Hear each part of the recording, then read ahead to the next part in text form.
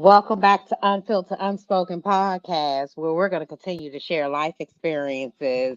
And of course, we have another beautiful guest on, Victor, who is going to share his life experience. And I want to say real quick, Victor, thank you for jumping on in 5 minutes. We really appreciate it.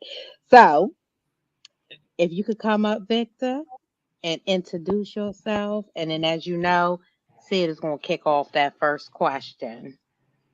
All right, all right. Thank you for calling me within 5 minutes. Listen, I know the struggling podcast. I know how it is. I've been there, done that. What I'm saying, so I get it. But ladies and gentlemen, my name is Victor. I'm the host of the Liquor Talk podcast out of Florida. It's just a podcast where we talk about real conversations and we pull up the liquor, of course. So that's a little about me. Like I said, I'm a podcast host. Been a podcast host going on 5 years. We're gonna hit 300 episodes real soon, y'all. So go ahead and check out Liquor Talk if you haven't done so already. And also, thank you, Miss Confidence, for appearing on Liquor Talk as well. Glad to have you here. So, as always, we take it from the beginning. So, tell us a little bit about your childhood, your home structure, home life growing up, and if you experienced any trauma as a child. Yes, I did experience a lot of trauma as a child, but taking it from the top, I was raised by a single mom, was born in St. Petersburg, Florida. But then life happened, and my mom felt like she needed to leave the hometown, so she left. A little bit about my childhood is growing up, it's just when you're living with a single parent, they're always struggling, always having to move from place to place. And, what I'm saying, by the time you make some friends, and have good friends, you got to say goodbye to them because you're up and leaving and stuff. And then you go to a new place, and then you're the new kid, and you're being picked on about every little thing. Then you grow up a little bigger than everybody else. You get picked on again and again. And then when you retaliate, respond, you got a parent that's beating the life out of you because the school called home. They don't care about, they don't care that you getting teased, you getting bullied. So you're miserable and stuff. So I had that rough childhood because I had a mother that believed that education was everything when in reality, when you grow up, you realize education ain't really all that because it's the C students out here running the world. And it's the students that made C's, not the ones that made A's and B's run the world. So that childhood trauma of always being rejected, always being picked on, and always having to get out of your shell. That's why I thank God for my college experience because it really got me out of the shell of always being picked on. And my childhood trauma, how it affected me is there's one city in this world that you can't pay me to go to because it just brings back so many bad memories. So, and I spent years trying to forgive my mom for all this childhood trauma because you focused on the wrong thing.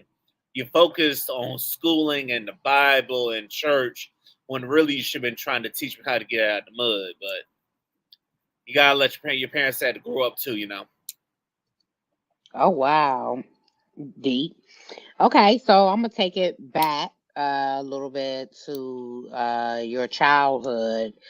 So can you tell us what it was like to make friends and then have to up and leave and make new friends? It was a tough experience because everybody look at you as the outcast. Oh, he's the new kid. They find something to tease you about. And on top of that, you had a parent that didn't really know about name brands. So of course they're gonna be teasing you about their name brands and stuff. Oh, what kind of shoes you are, you got this, you got that. And they find little things to pick at you about. And it was just not a fun experience. Understood. Now I kind of have a question just based on things I've seen floating around the internet that just might apply to your situation. Um, Now I know it seems as if your mother, had her pros and cons. Growing up, there were things that were ick, I'm sure. But in these situations, for yourself, I guess personally, did you more so place blame on your mother for, I guess, not, kind of making her guidance subjective to what you needed, or for your father not being present at all? Were there any ill will towards him, or, do you feel like the parent that stayed should have just made that extra effort they needed to get you what you needed? I feel like the parent that stayed should have made the extra effort. And also, my ill will towards my dad kind of went away when my mom married her first husband. Because my mom's first husband, excuse my French, I know I forgive him and stuff. I have no ill will towards him, but he was just a piece of shit. You know what I'm saying? And as a man, you just because you hate yourself, that doesn't mean you have the right to tear down and belittle somebody just because they stand in your house for no reason. And my mother was oblivious to this because she looking at it as, oh, I got somebody helping me and stuff, and we're fitting into the church, and so we're trying to fit into the church. So going through that ordeal with him, that made me forgive my dad, because I'm like, at least you weren't him, you know what I'm saying? Because yes, my dad was a predator, as they say, as some people call him a predator, because he was in his 30s making babies with women in their 20s, their young 20s, like 19, 20 years old, you know what I'm saying? Talking about they ain't even drinking age. And my dad was going around making babies. It's like, and I didn't meet my siblings until I was older because of my mother. So, but like I said, to bring it back, I do place more blame on my mother for the people she put in my life compared to my father. Deep. So why did you dislike your stepfather so much? You say he wasn't shit, so why wasn't he shit? Because it felt like he was always out to get me. The reason I didn't like him was because he just felt like he was every little thing he could get me on. It's like every little thing he wanted to discipline me on. But if I do something good, he can never give me the love. He can never show love to me. He never really embraced what I liked and stuff. He always saw it as a crime. Like, oh, he see me watching football, he think it's a crime, or like I say, he'll get mad about that.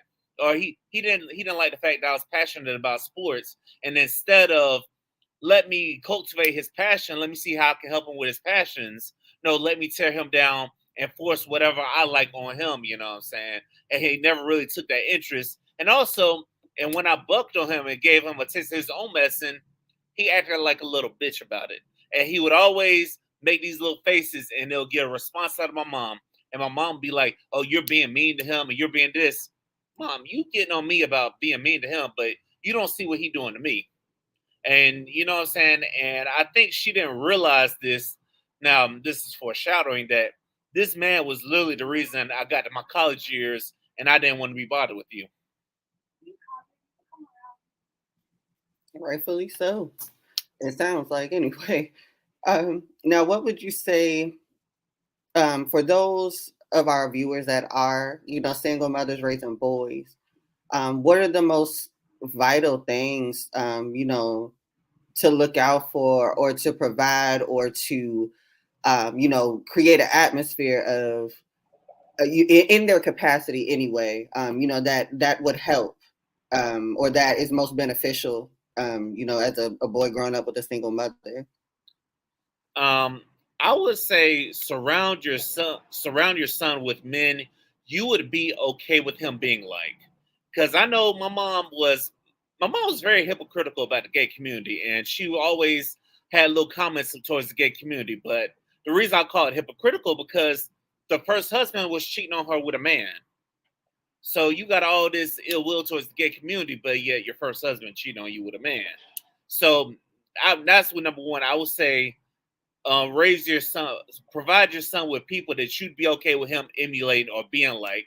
And number two, you know what I'm saying? You got to go with who he's listening to, you know what I'm saying?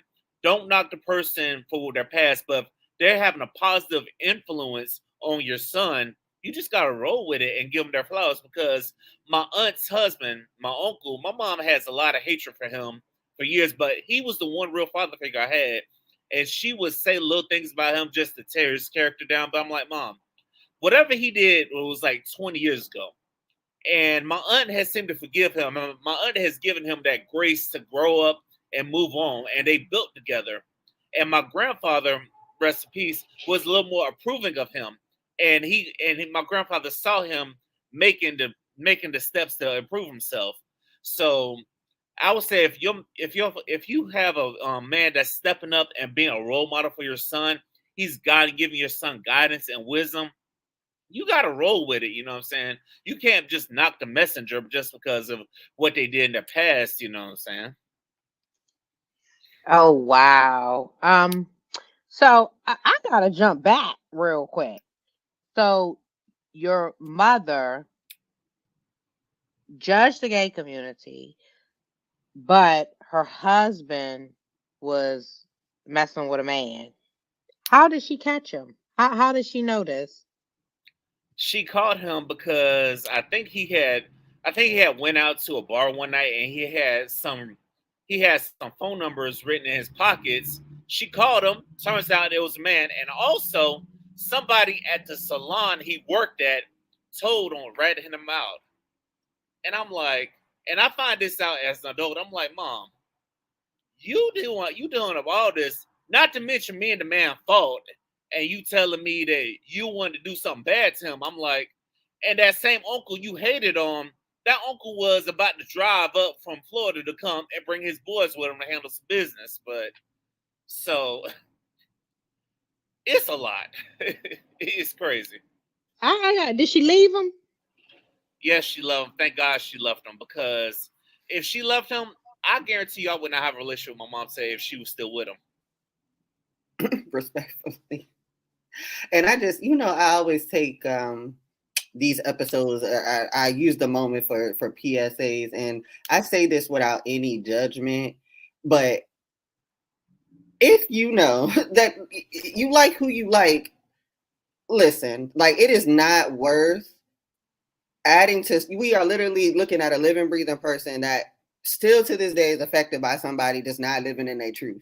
So all things aside, to be honest, people in that community have constitutional rights that we don't even have as Black people. So you should not be ashamed to live in your truth. And you see that it creates aggressiveness in yourself. You can't just come home and be yourself. You got to try to prove your manhood or womanhood, whatever, be bucking rambunctious and get in people's faces. Like, it's not worth it. He probably was a fine gentleman once he was able to live the way he wanted to live. So it's really not worth creating storylines for people of going through trauma just for the simple fact that you just do not want to keep it real with yourself. I just want to say that in case we have any people watching that are living down low. Because we support we support the community. Facts. So we have nothing again. My closest friends are in the community, so we love them. And we respect them because they live in their truths. Yes, they live in their truths, and I've had some of them that gave me some really good podcasts, so I definitely got respect for them. And also, another thing I will say is, don't live in the church literally. Don't be trying to fit into the church literally, because the church is getting exposed. It's like this holy sanctuary place. You know what? They just as bad as everybody else. So don't be trying to force a church on the Black community as well, because that's why a lot of people my age don't really go to the church now, because of what our parents been through and stuff. And Lord only knows that my mom only married this man just to fit in with the church. My aunt told me that years later, because she was like, look at everybody in that church circle, her friends, all of them were married. Today, a lot of them are divorced. So, you know what? So, listen, don't be trying to fit into places. If they can't accept you for who you are, then you need to move on for you and for your child. I agree. Now, moving forward after they separated, divorced, whatever, what have you, was that the end of the bad choices that affected you, or did we run into anything else here? That was the end of the bad choices that affected me. Now it got to the point where I ended up going back to Florida, and I had to put my foot down to my mom, like, look, no, I'm not going back up to Georgia. No, it's like, let me finish my senior year with my family, you know what I'm saying? So she eventually caved in, and she didn't want to miss out on my senior year. So we ended up staying with my aunt and uncle and stuff. And it's like, And she saw my uncle get on me about things, and it's like my uncle, and anytime that I kind of gave the side out of my uncle was right there having her back. It's like, what's funny is that my uncle has this much love for my mom, but my mom won't get this man his flowers. And that's a whole nother, probably rabbit Yeah, I hole was to gonna go down say with the she. It sibling sounds like she's relationship. jealous. Yeah, it sounds like she's jealous of your aunt and uncle's relationship because maybe she wants that kind of relationship. I don't You know, know. I think that's what it is. I think a lot of women in my family are jealous of that relationship because they were like, "Oh, your aunt just settled." I'm like, "How can you settle when you've been with someone for almost 30 years and they gotta be doing something, right?" And but meanwhile, you sit over here single and you're miserable. Hmm. I want to jump back because I want to go back a little bit into your chop with the bullying because I want folks to see because at some point in my life, I was bullied and I was bullied and I bullied. So I'm against bullying, period. So I will defend someone if they're being bullied. So I want to make that very clear. It's not acceptable. But as a child, what are some of the things you went through being bullied? What are some of the things kids did to you? Let's see, something kids they did to me, they were like tease me, call me fat, and always had something to say. It's like I couldn't walk into class without one person always having something to say. And it's just and I felt powerless to defend myself because I knew if the school called home, my mom was gonna beat the life out of me. I had one of those parents that not say either you're gonna beat the life out of me and then take everything as well. So I just felt really powerless. I just kind of had to take it because it's just you couldn't stand up for yourself because if you did, you're gonna hear it at home. And it's just I didn't have that parent that had my back. So to my parents out there, you gotta I don't condone bullying either, but I do you need to say you gotta stand up for yourself. You gotta teach them that you gotta stand up for yourself because no one else will. Because if you let one person walk all over you, everybody else is gonna walk all over you. So you need to stand up for yourself. And you know what? And because I remember there was a story about one guy who came out as gay and somebody bullied him. He fought them and everybody else left him alone. So I said to say it's like you need to stand up for yourself one good time and everybody else will leave you alone. I always say some people really only, speak in the language of violence. So you have to meet people where they are. This is where I'm at with it. I'm not above it, but I do not condone it. Let's be clear here. It's just how I roll. But I do want to ask what you did say. You had kind of a change of how you were feeling about yourself and just kind of how the world worked, once you got to your college years. So what about, college did you enjoy? What was that journey like for you? And did you, run into any trials and tribulations during those years? I ran into plenty of challenges and tribulations, and the biggest one was not being able to decipher whether or not somebody's teasing me or someone's telling me something for my own good. Because you spend years again bullied and picked on, and now it's like now my senior year it wasn't so bad because I started to make a lot of friends, and some of those people I still cool with till this day. So it wasn't that bad. But college years, and there was also a lot of learning of things about women, about life, a lot of things I felt like I should have learned from my mom that I didn't learn from her. And I'm going through all this stuff, and I'm like, dang, mom, you really dropped the ball here. Like you spent years to training me up to be this man that single women just don't want, you know what I'm saying? Because single women don't want a man that's like their husband when they're very young, you know what I'm saying? They you know what I'm saying? It's like you didn't teach me about the downsides of women and what to look for. You just spent years teaching me, oh, man shouldn't do this, man shouldn't do that, but and also I had to learn how to come out of my shell, which is how I took classes for that. I took journalism classes, and also and what really changed is when people are holding you accountable to better yourself. You know what I'm saying? They're telling you things to definitely better yourself. So if I didn't go through what I went through at college, Y'all, the world would not have liquor talk right now. So, I guess coming into freshman, you say you couldn't distinguish the difference between teasing and constructive criticism. I guess that was starting your freshman year, right? Yeah. So, what are the some? So, did you come in? Folks were teasing you, and then some folks were giving you constructive criticism. I don't really think, looking back at it, I ain't really get messed around with too much. Nobody was really giving me a hard time, but it was hard to decipher constructive criticism. And it took for me to get rejected by a girl, get treated like crap by a girl that everybody said avoid, for me to realize, damn, these people were really looking out for me. And also I had to look at my mom too, like, mom, where was the confidence to instill you? You're supposed to be instilling confidence in yourself. And that's another thing I will tell single black women with young men: instill confidence in them. They need to know that no matter what, that they are going to get through it, because if you're not confident about yourself, the world will eat you alive. And just to kind of further make sense of this scenario, now if I know any better, it looks like you're wearing your alma mater, right? Yeah. All right. So when you growing up, were you in kind of like urban settings, or was that your first big, like, wow?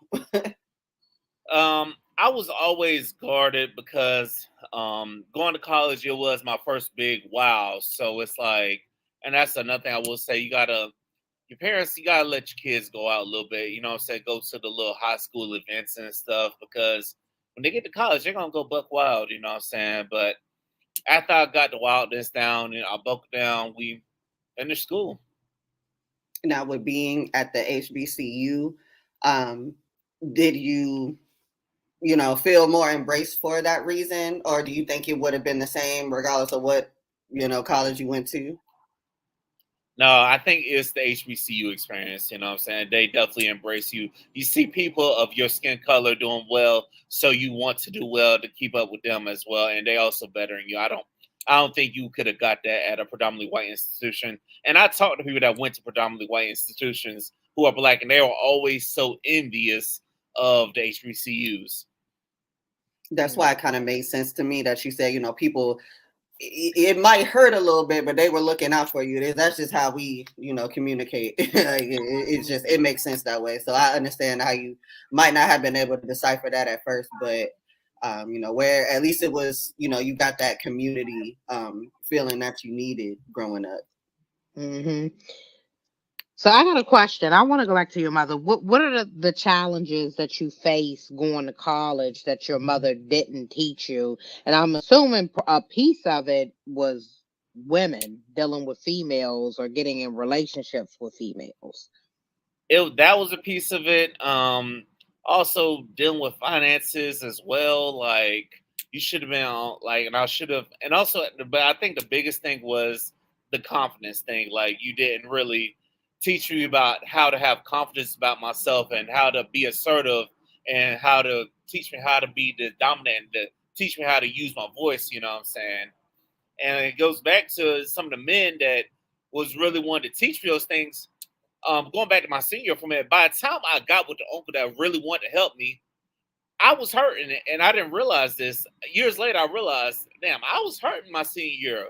I should have been in therapy. I should have been talking to somebody, because it's like my uncle was trying to tell me some things when I was during my senior year that would have helped me out for college, but I really wasn't paying it no mind, because I just was focused on getting the hell up out of there. In reality, I'm hurting. I couldn't really receive it because I'm hurting because of what this piece of shit did to me, Who was the piece of shit?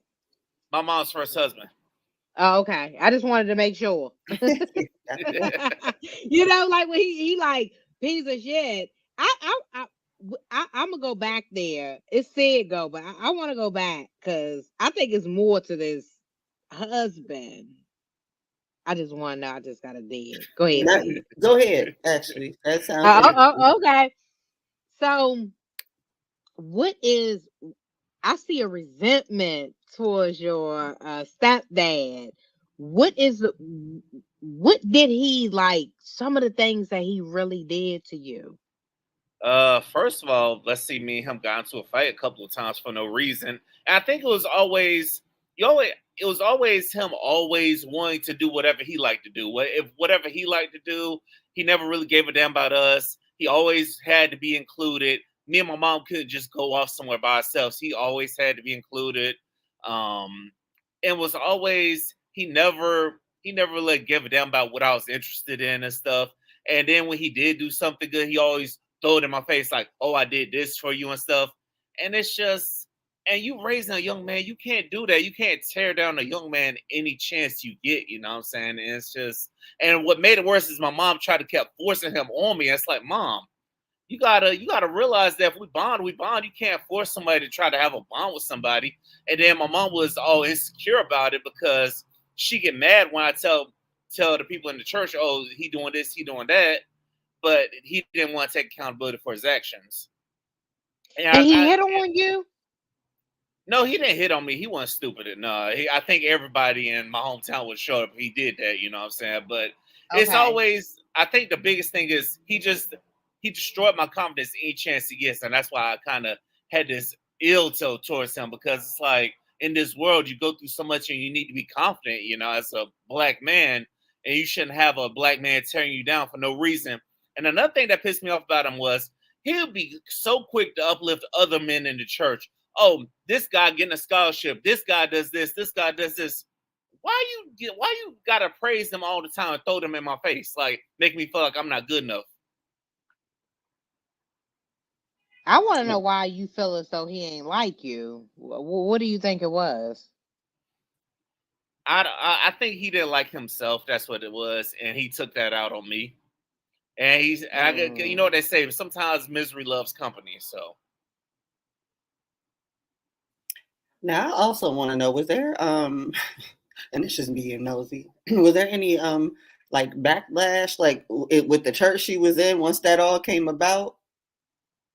there was no backlash from church because everybody was all in the same circle, and most of the people that they were trying to fit in with was married. And it's like this is when I realized, and now when I got older, I realized the church is so messy. You know what I'm saying? Like you got people sleeping around with each other. You know what I'm saying? They want to be presented as also holy. And my aunt really made me look at this. She was like, "Dear, go back and look at all your mama friends. Everybody in that circle, they all got married."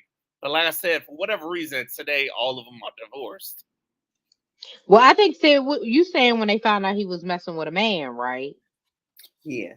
I Yeah, don't they think they I don't think there was no backlash. That's the crazy thing. I don't think my mom managed to sweep it under the rug because she was so desperate for that marriage to work. And I'm like, you gotta love yourself, and that's my thing to people. If something is hurting you, you gotta cut it off. You know what I'm saying? You can't stay in something that's hurting you just because you're so desperate to have a marriage and just so desperate to look for the validation of the church. If you can't validate yourself, then what the hell is the world? What you need validation from the world for? did he ever come out clean? I don't think he did. So you think he still mess with women too? I don't know because I stopped caring after I got to college and stuff. I started living. I stopped caring. I stopped trying to be into that. I didn't really ask my mom why I stopped caring about it altogether. Even though my mom told me the other day, he sometimes be asking me. I'm like, why are you still friends with him after he told you? Now this the messed up thing to me. Like you tell a woman to lose 50 pounds and then she'll be happy with you. Like why would you still be friends with somebody that tells you that? No, you don't want to be friends with somebody that will belittle you about weight and stuff, and always got something to say about your weight. You know, because healthy Oh people ain't always skin. Healthy people ain't always healthy as well. no, Or so she's skinny still people. friends with she's still friends with him? Yeah, I think they are still friends, but they don't talk like that. You know what I'm saying? My mom's in a whole nother relationship now. And my mom still got close friends that still talk to him as well. I find that all kind of messed up. Yeah, that's a little messy. That Yeah. is, and it's like, Friends. Yeah. and it's like my mom. And I don't really pry into it because I don't really care about it no more. But it does still trigger me. Like, but I think the biggest thing for me is to live life and to keep pushing. Because, like, say if I made the trip to Georgia, just bought a gun and go kill him, now I'm looking at jail time for nothing. You know what I'm saying? All for revenge. When really the real revenge is to show this motherfucker that in spite of you, I still became something. That's right. That's definitely right. Now, what would you say are some, I guess, the most negative qualities about yourself that, directly correlate to your upbringing and, things that you've been through in the past? Sometimes I can be impatient, and then sometimes I'll admit I don't know when to be. Sometimes I did have struggle. I did struggle with being assertive and really, speaking my mind sometimes, and being passive aggressive about things. But now I've learned over the years that I just gotta speak my mind. My last relationship taught me that. Like, look, if something ain't right, you need to address it. Don't hold on to the person. Did mommy issues cause relationship issues with you in dating women? Um, some really it didn't. It just I think the biggest issue was just getting out of my shell and trying to meet people. You know what I'm saying? And I think also learning from my mom, trying to be a people person, trying to go above and beyond.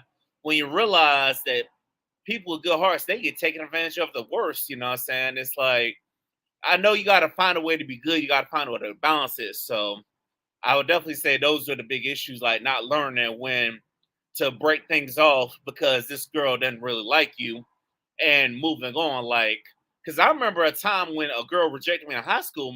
My mom was talking about some don't commit suicide and it's not worth it. I'm like, where's the fucking encouragement? Where's the words of affirmation? Like, because I remember years later, my sister, who I didn't meet until I was an adult, I had the same situation. She like, big bro, you a king. Fuck that woman. You gonna find another one. You know what I'm saying?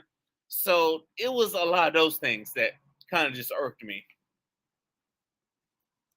So would you say that, the introduction of, the siblings you didn't know you had, did that affect you positively and negatively? And what was that about? Or how did that go, really? Like I said, the one sister I'm cool with, I met her when I was 26, graduated from college. Um, that helped me positively. Now there were two other siblings I would meet, because my dad had four kids in total. I'm the oldest of his four, and there's two of them.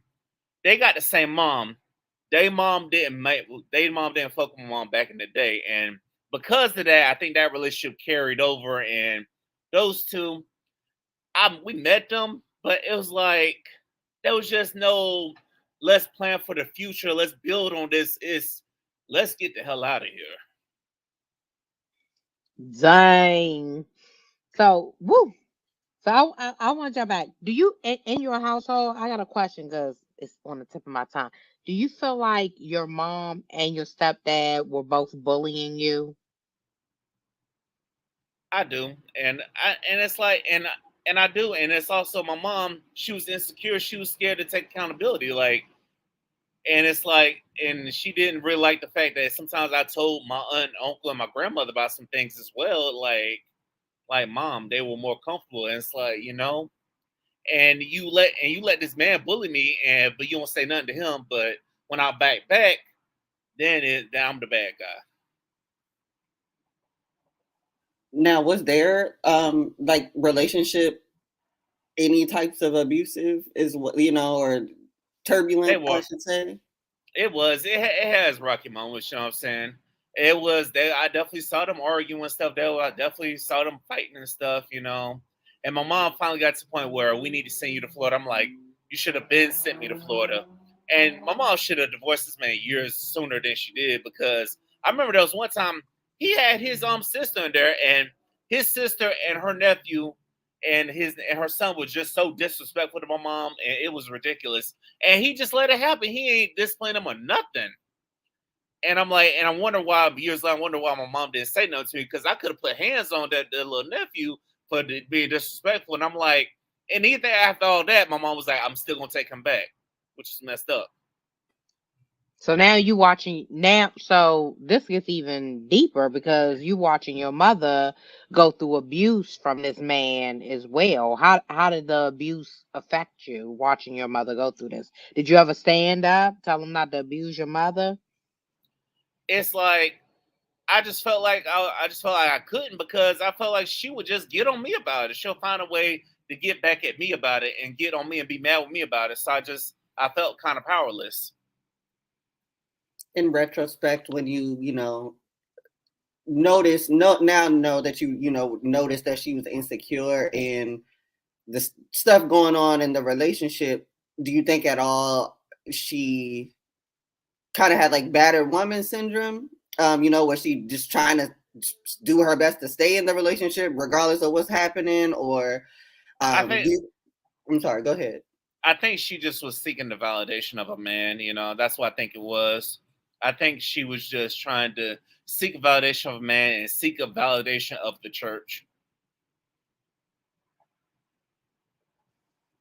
What are some of the things? Because we talk about this all the time. Because I got a thing. I tell people if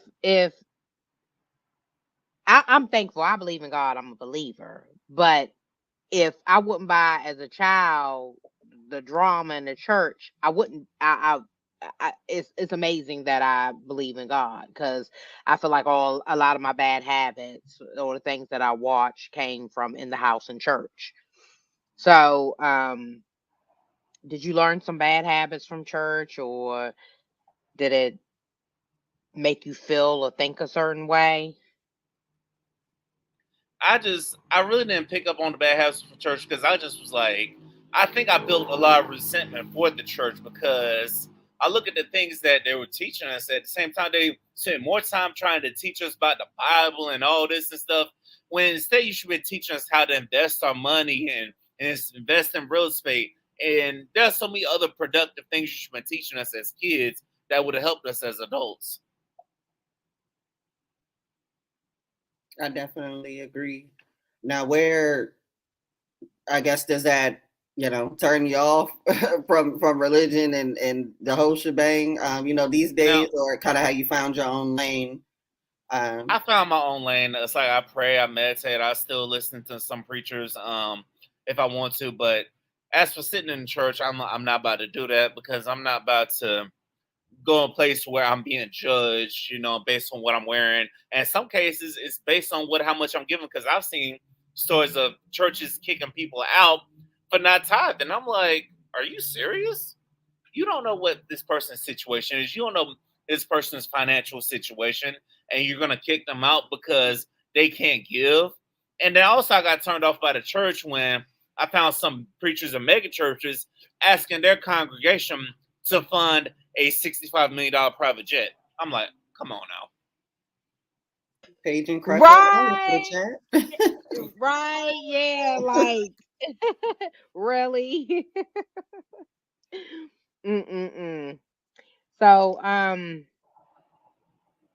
was gonna ask, like, through all of this, what lesson learned from the situations have empowered you to do things differently? Do you have kids, Victor? No, no kids. No kids? Okay, so I guess when you do have kids, you're gonna do things a little bit Whole differently. lot differently. Okay. Yeah, like I said, first of all, I'm gonna try to have a kid with a woman that I see myself building an empire with. We spend the rest of our lives together, and what I'm saying, and we're building together.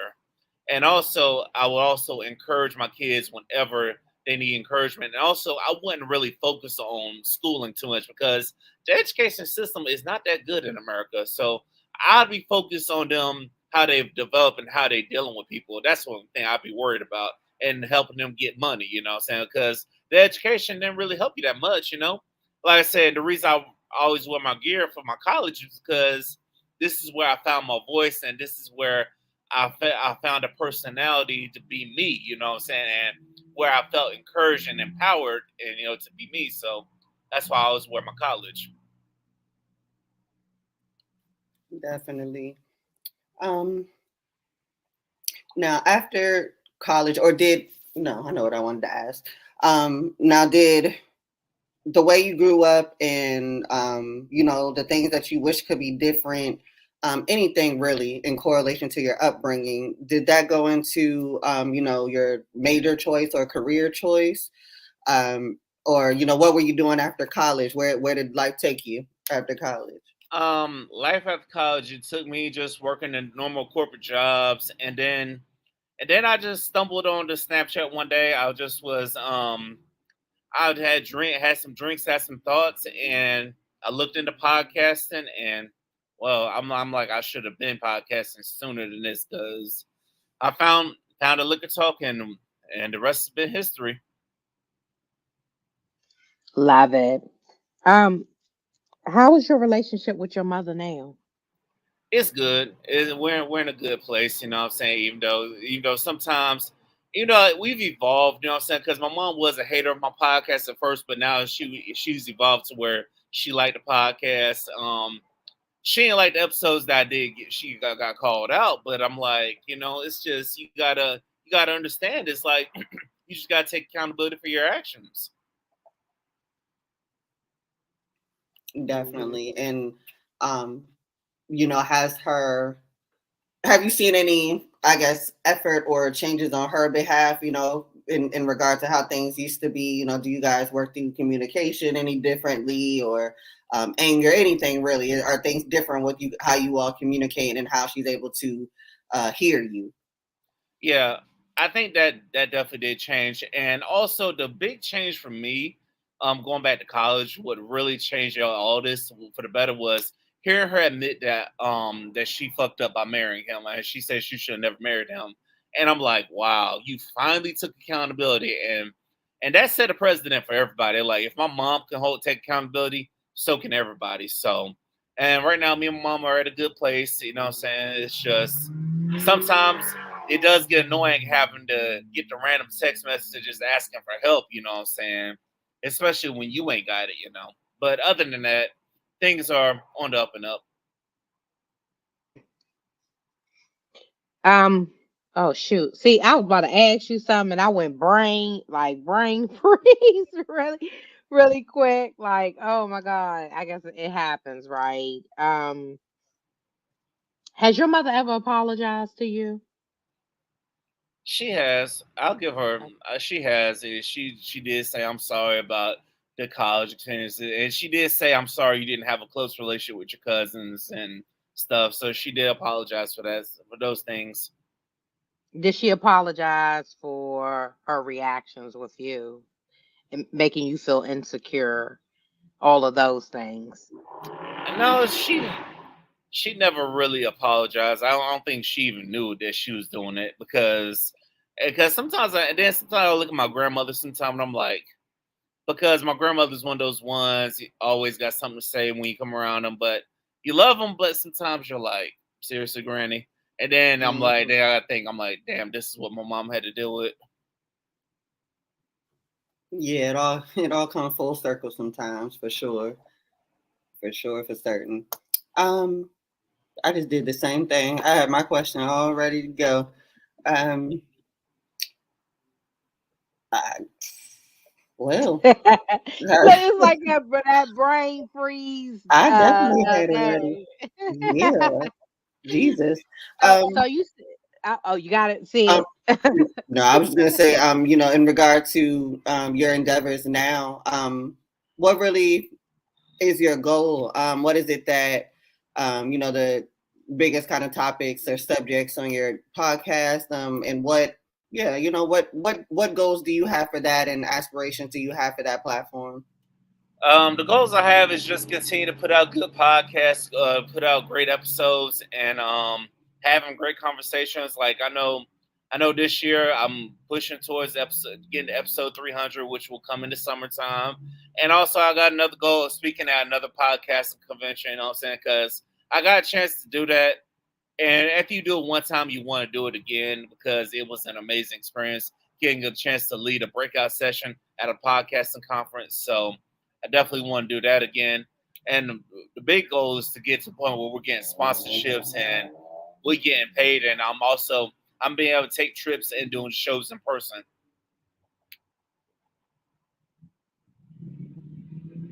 Okay, so you got big goals. That's what's up. So can you tell us some of the things that you talk about on Liquor Talk? Some Uh, of the things that y'all are doing. we talk about dating, relationships. Also my podcast is also it's like a chameleon podcast. I know how to spin the topic based on whoever coming on the show. You know what I'm saying? So based on whoever coming on the podcast, that's what we're gonna talk about. Because like I said, I want to share the platform with everybody. I want people to come on and be comfortable and have a good conversation. And so that's basically we talk like, and it's everything geared towards uplifting the Black community as well. So. That's wonderful. Definitely wonderful. Now, your let's say podcast thus far with the biggest amount of likes, most traction. What was that about? And what how many likes, shares? What were the stats on that one? I think the biggest one was the season 5 finale. And what I'm learning is talking about sex really sells. Like people really tune into the episodes where you get down and dirty and you're talking all the nasty stuff. I'm like, we be having the serious conversations. People show love, but they're not like that. But when you have the sex podcast is coming on and we talk about all the freaky mess, I'm like, that's when everybody show up. But it's all love though. You gotta embrace it either way it goes. Yeah, that's where we see the struggle at. Is we know a lot of people they're watching, they're looking on social media because we can see the numbers, but when it comes to healing and traumas, they don't want to admit it. It's like they almost shy away from it. But you have people. It's harder, but you're gonna get your followers. Eventually they're gonna come because we're all doing wonderful things. So I was going to ask throughout this whole entire situation, from your childhood traumas, um, I was going to ask what was the worst thing you went through, and what was the most positive thing that you went through as a child. The most positive thing I went through was my junior and senior year of high school, like getting to spend time with family and having being around the family and having there's somewhat positive encouragement from the family and stuff. That was being the most positive. Um, like I said, the most negative. Besides my mom's first marriage, it's also the always having to move and so always being teased and being picked on and stuff and not feeling empowered to stand up for yourself. So that's probably the worst thing because you gotta take it at school and then you don't know how bad you depend on your mom's day, you're gonna have to take it from her too, you know what I'm saying? So hmm So a lot of your moving was an eviction or just moving. it was sometimes it was eviction, sometimes it was just moving. Okay. Now, during those, toughest times, where did you seek outlet, or what type of things, are you able to say that helped you out, or that you could suggest that others do if they're in that situation, or if they have, or are single mothers with, sons that they are raising? I would say you gotta be okay if your son seeks comfort in talking to your the grandmothers, or other people who have your child's best interests, because you never know. It's like they might not be at the point where they're comfortable talking to you. So of course they're gonna go to somebody else they are comfortable with being talking to. Okay. Now, where's your dad at? My dad. Last time I saw him, he's still in St. Petersburg. Last time I seen him, last time I seen him, he was in the hospital. He had just recovered from a stroke. So it's like, from what I know, the only thing about him is like the only time I ever hear about him is if he in the hospital. So it's one of those things is he ain't checked for me, so I ain't really checking for him. So he's never been a part of your life. Never, never. So he's just He's just a dead. imagination in your brain. Yeah, he's just there. You know what I'm saying? And And like I said, that's how you know that this person was bad. When I even think my mom, like, you know what? Even if my dad wanted to be there, it probably been better than this. You know what I'm saying? So I'd rather deal with the absent parent than the parent who wasn't there, the parent who was just abusive. So, what advice would you give to fathers that are neglecting their kids and the impact that it has on their kids to kind of pull them more so into being involved with their kids? You better be involved with them while they're young, because when they get older and become adults, don't go. Don't be checking for them, because you're gonna need them. You're going to get older and you're going to need them. So you need to make that positive impression on them. You need to step up and be a parent while they're young and have good memories with them, instead of you having bad memories, because guess what? They remember that, and it's going to factor in on whether or not they really want to help you or be bothered with you when it comes time for you to need them. For sure. Now, did any of your siblings have a different experience of him that you found? I think the two I don't get along with, they seem to have an okay experience with him, because I think the reason they have an okay experience with him is because their mom was still feeding for him after all the years. So I think, of course, they're gonna have a positive experience with him. And I think he was able to see his granddaughter. I think one of them had a daughter, and they were able to experience the granddaughter. So I don't have that. You know what I'm saying? It's just, hey, it is what it is. I think at this point, you know what? My dad might see me on a billboard somewhere, and then he'll be trying to show up. I'm like, okay. Mm. So your uncle, your aunt and uncle, your uncle was your male role model in your life. Yeah. He's still your male role model. Yeah, me and him still talk, even though me and him butted heads a couple times, because it's like when I graduated from college, I needed a place to stay. For it kind of was apparent that you can overstay your welcome, and kind of was apparent that he wanted me to be out, and that kind of hurt, because I'm like, damn, uncle, it's like, Dad, I know I haven't been doing, I've been going through some things on my end, but it's like that.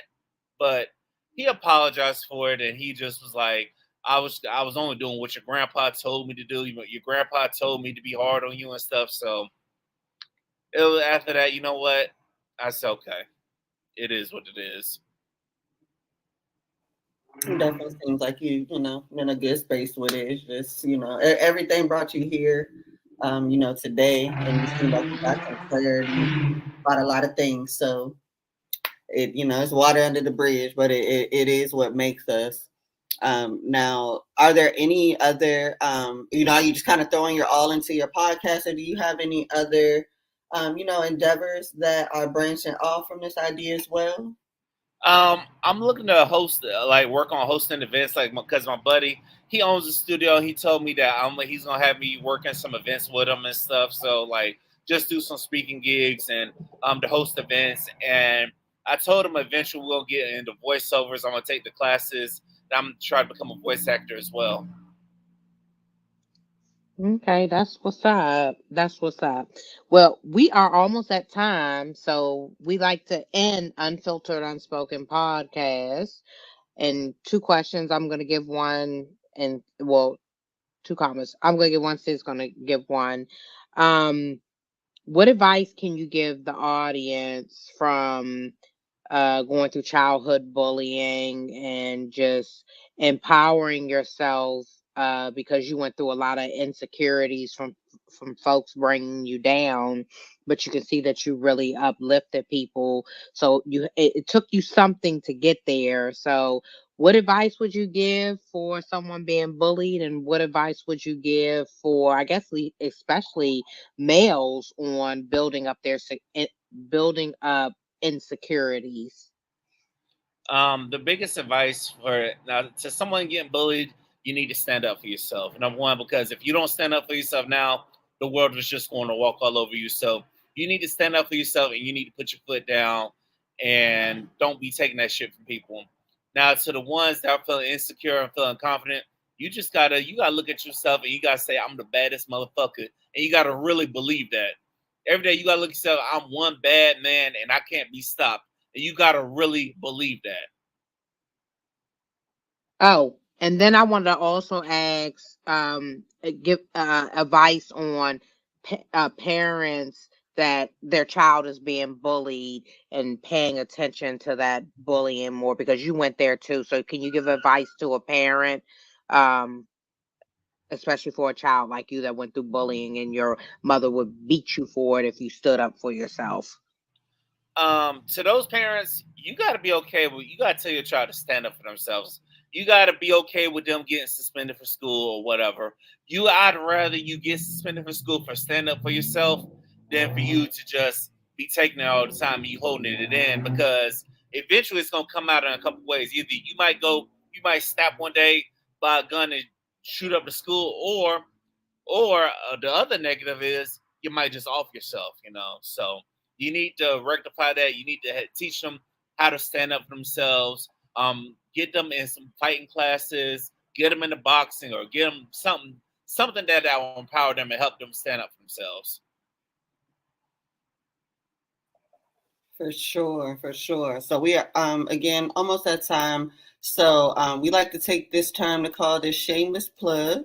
You can let the viewers know how to contact you, how to view your podcast, utilize your services, draw traction to anything you want. You have the floor. Your time to shine.